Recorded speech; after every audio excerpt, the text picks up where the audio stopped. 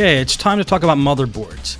Now, I get the impression that motherboards scare a lot of people in this field. You know, people don't want to deal with them or replace them or try to fix them. Or it's a little daunting to try to diagnose a motherboard. It might seem, but what I'm going to tell you is it's pretty easy. There's 4 main symptoms that could go wrong with a motherboard, and they are: 1, the laptop won't power on; 2, components in the laptop are not working, malfunctioning; 3, the computer shuts down randomly; 4, the computer acts abnormally. Now we're going to go through these symptoms one by one. There could be more symptoms, but these are the ones that I found in my experiences. Now, number 1, computer won't power on. You got a laptop that doesn't power on. How can you tell if the motherboard is bad? Well, you just ask yourself, why else wouldn't a computer power on? Number 1, if it's on battery power, the battery's dead or the battery's bad. And number 2, the AC adapter could be bad. So let's rule out number 1. Pull the battery out. Keep the battery out of the computer for this test.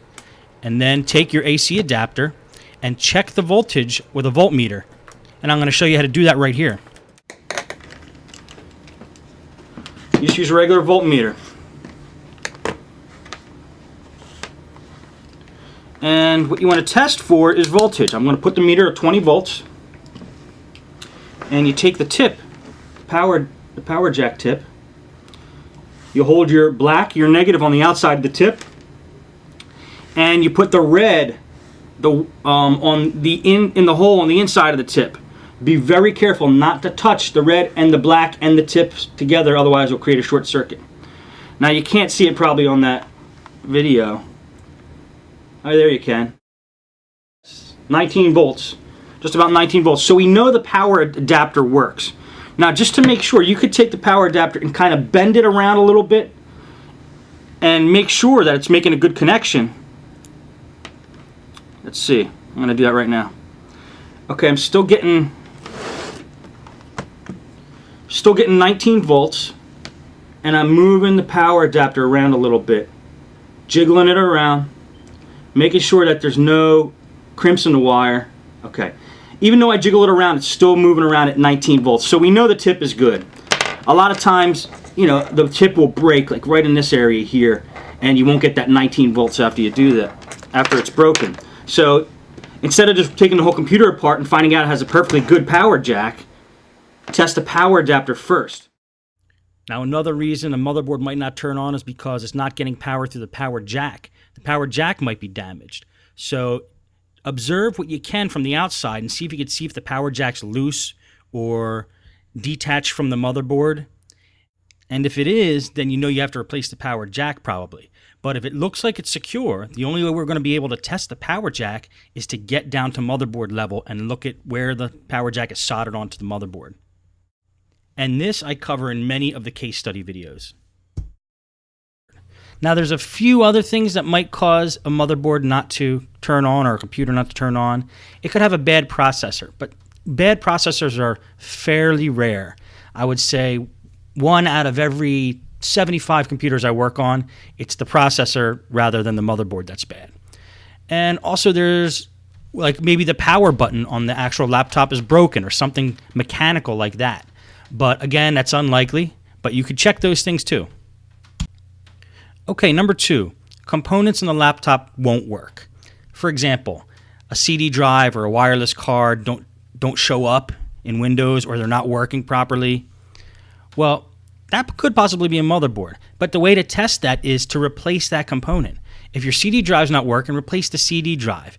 If it's still not working, maybe the CD drive controller on the motherboard is bad. I've had that happen on a couple Toshiba laptops I worked on. I bought a brand new CD drive, put them in, it's still not working, still wasn't recognized by the BIOS, and it was a bad motherboard.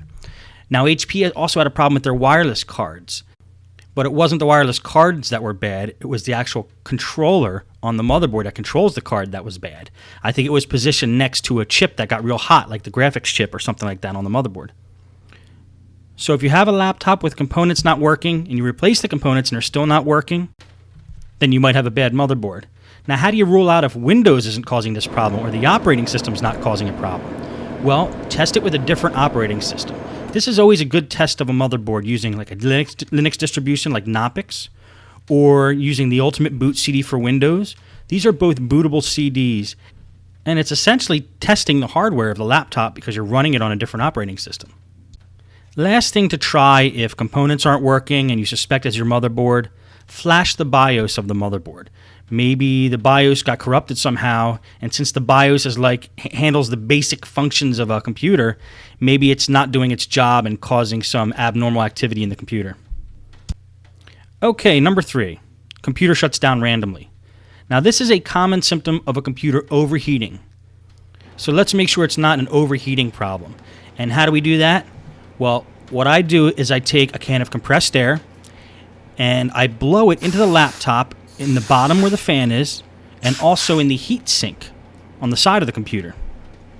If you do this, you might see clouds of dust come out, and that's a good thing. But you want to make sure you get all the chunks out of the laptop before you turn it back on, because those chunks of dust that might still be stuck in there might cause the fan blades to actually stick. I go over this in the case study videos, and several of them. Watch how I do that there, and you can see in action, cleaning out a laptop and getting all the dust out of it. Now, once you get the dust out of a laptop and you're sure that the fan is spinning and the airways are clean, if the computer keeps shutting down after this, you can be pretty certain that it's not the CPU overheating that's causing the problem, but a problem with the motherboard. I've had systems where I opened them up, I made sure all the airways were clean, I made sure that the heatsink was making a good connection with the processor, put it all back together, and the computer still powered down. It turned out it was a bad motherboard. Okay, number 4, the computer acts abnormally. It blue screens, things aren't working the way they're supposed to, it doesn't boot up every time, it doesn't boot up at all sometimes. Now first I want to make sure it's not Windows that's causing a problem, so again, we're not going to deal too much with the software side, so do all your Windows fixes and make sure that Windows isn't causing a problem. Or, like I said before, just run Knoppix, which is a great Linux distribution, the Ultimate Boot CD for Windows, which is also great, and then you'll know Windows isn't the thing that's causing the problem. Then, if you're still having problems with the computer acting abnormally, start taking out components one by one. Take the hard drive out. You could do that if you're running it from a live Linux distribution. Take the RAM out. Replace the RAM, maybe with a stick of RAM that you know is good that you have around in the shop. Take the wireless card out. Take the CD drive out. And start taking components out one by one and get the motherboard down to basics like CPU, one stick of RAM, motherboard, and power. And hook up the screen and just make sure that it goes on. But break it down to basics so you're sure that it's not a component that's causing the problem. So once you have it all broken down to basics and you're sure Windows isn't causing a problem, then it's probably a bad motherboard. Okay, so it's a bad motherboard. Now you need to buy a motherboard. Where do I buy my motherboards? You guessed it, on eBay. I love buying on eBay because you got a great selection. You can buy from multiple sellers and you usually get the best price. Now, the way to search on eBay for a motherboard is first try to get the model number off of the motherboard itself if you can. If you have access to the motherboard, you already took the computer apart, get the model off the motherboard and do a search for that motherboard. If you're not at that point and you still need to order the motherboard, you could type in the model number of the computer you got the motherboard out of and do a search that way. Like, let's say if it's a Compaq M2000, just type, in eBay, Compaq M2000 motherboard, and do a search like that. The problem with doing a search like that, though, is, for example, HPs have like a DV6000 model, but there's actually like 100 different submodels in the DV6000 series, and some of them have different motherboards than each other. Like, say there's a DV6310 US or DV6425. So that's when you have a computer like that, it's a little dangerous to search for a motherboard just by model number of the computer alone. I've gotten burned on that many times myself, and so it's best just to pull the motherboard out and look on the motherboard and get the model off the motherboard and do a search to buy one using the model number of the motherboard. Now that leads to the next question. How do you get the motherboard out? Well, that's what all the case study videos show you. A lot of them involve bringing the laptop down the motherboard level when we're doing a repair. But before you watch the case study videos, make sure you watch the video on how to take a laptop apart, get the basics, then watch the case study videos, and then you can attempt it yourself.